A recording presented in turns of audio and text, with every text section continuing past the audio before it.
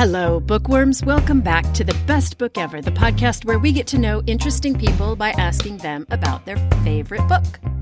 I'm your host, Julie Strauss, and it has been a while. 4 weeks to be precise. And yes, I know I said it would be 2 weeks, and I'm sorry. Those of you who subscribe to my newsletter already know a bit about what's going on over here, but for the rest of you, here's the update. We recently nursed a family member through hospice and end-of-life care, and I simply needed to take an extended break to take care of my people. So now I'm trying to catch up and get back in the swing of work. Today's a solo episode that is in one way about grief, but more than that, it's about girlfriends. So stay with me here. One thing I like to say to my kids regarding their friendships is that it's far better to have 4 quarters than to have 100 pennies. Whenever they are dealing with mean girls or bullies at school, I remind them to keep their friendship circle tight and trustworthy. And let me tell you, through the continuing catastrophes of 2023 that my family has been experiencing, it has been my best girlfriends who have shown up for us. For example, one day I could not breathe, and my friend Denise took me out for tacos by the beach.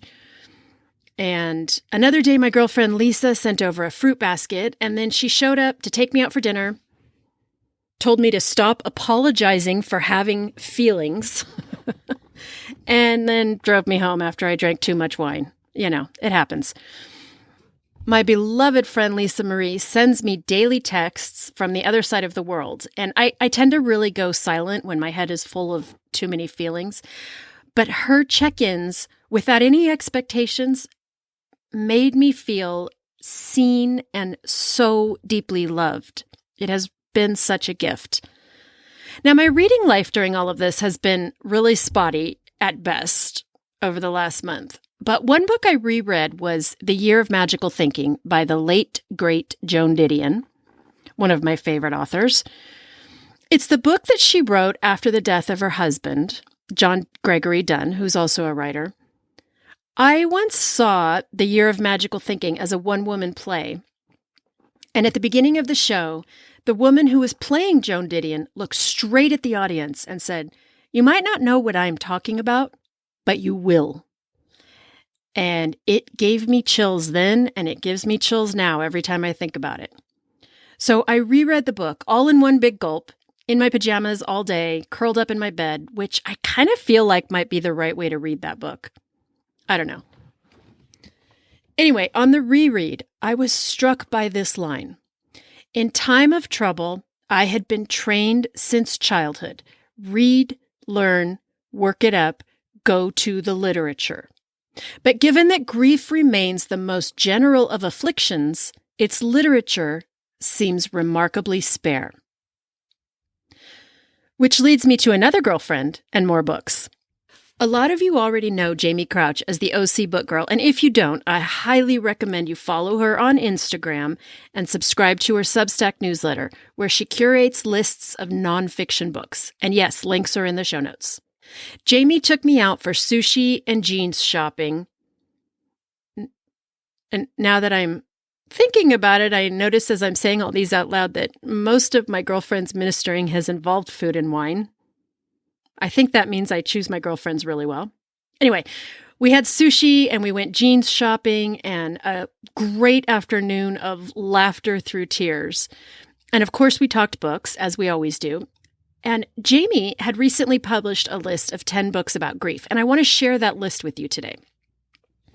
There were 4 that I ordered immediately because I knew that, grief or not, they are books I just want to read. Starting with Geometry of Grief, Reflections on Mathematics, Loss, and Life by Michael Frame. Here's the blurb. In this profound and hopeful book, a mathematician and celebrated teacher shows how mathematics may help all of us, even the math-averse, that's me, to understand and cope with grief. Now, this one was an automatic buy for me without question, because I love writers who can connect disparate subjects and make me see the world in ways that I hadn't considered before and through lenses that I don't normally see through. Also, there is a weird alchemy that I don't fully understand in that math is super boring, but mathematicians always make it seem so cool. So I'm really looking forward to this one. Okay, next up. When Your Heart Says Go, My Year of Traveling Beyond Loss and Loneliness by Judy Reeves. Here's the blurb. What sort of mad longing besets a woman nearing 50 and recently widowed to sell everything she owns, buy an around-the-world airline ticket, pack a single suitcase, and set off alone on a year-long journey without a plan or agenda? So, yeah, a middle-aged woman chucking it all to see the world when she feels like she can't handle it anymore? Yes, ma'am, I am all in for that one. Next up, This Isn't Going to End Well, The True Story of a Man I Thought I Knew by Daniel Wallace. Here's the blurb. The best-selling author of Big Fish tries to come to terms with the life and death of his multi-talented, longtime friend and brother-in-law, who had been his biggest hero and inspiration, in a poignant, lyrical, and moving memoir. Now, I love Daniel Wallace's books, and for the record, Big Fish is also one of my favorite movies, so this one was an easy choice. Finally, I bought this one, Unearthing, A Story of Tangled Love and Family Secrets by Kyle McClure. 3 months after Kyle McClure's father dies, she gets the results of a DNA test showing that she and the father who raised her are not biologically related. Suddenly, McClure becomes a detective in her own life, unraveling a family mystery piece by piece and assembling the story of her biological father. So, y'all, a few years ago, right after another family member's death, we learned some absolutely mind-blowing information about that person that changed our perceptions of our family. I mean, nothing like a gigantic soap opera to go with your grief, right? So I am here for this book, not only for the drama, which I always love, but also for the shared experience. How do you handle mourning and confusion at the same time? I still don't know, but I appreciate other people attempting to explain it. Now, for the other books on Jamie's list, I have not bought these yet, but they're on my library list to read sometime in the future. Jamie recommends The Urgent Life, My Story of Love, Loss, and Survival by Bozoma St. John. What Looks Like Bravery, An Epic Journey Through Loss to Love by Laurel Breitman. So Sorry for Your Loss, How I Learned to Live with Grief and Other Grave Concerns by Dina Gachman. Also, I love that title.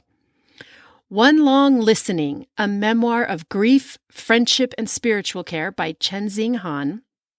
Everything All at Once, a memoir by Stephanie Cottadall. And How to Say Goodbye by Wendy McNaughton.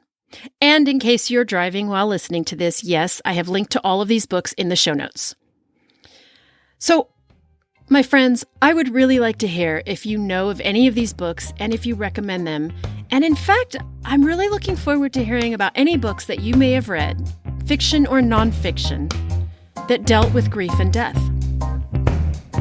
So thank you to those of you who sent sympathetic words. And thank you to all of you for holding space for me while I temporarily disappeared. I love y'all so much, and I'm so grateful that we get to be book friends together. Don't forget to sign up for my weekly newsletter at bestbookever.substack.com for all the show notes. And I will be back next week with an all-new guest and a book discussion. Until then, I will see you at the library.